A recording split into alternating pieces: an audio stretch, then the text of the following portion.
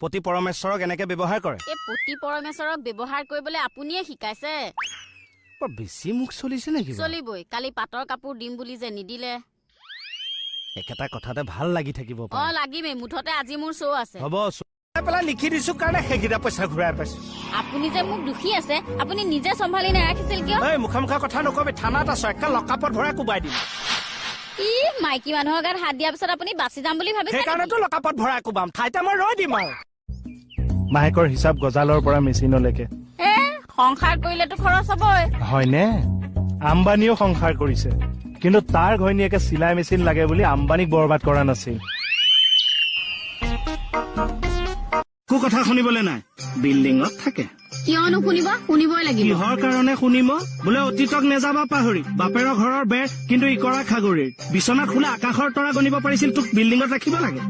লাগিবই কথা কবলৈ আহিছে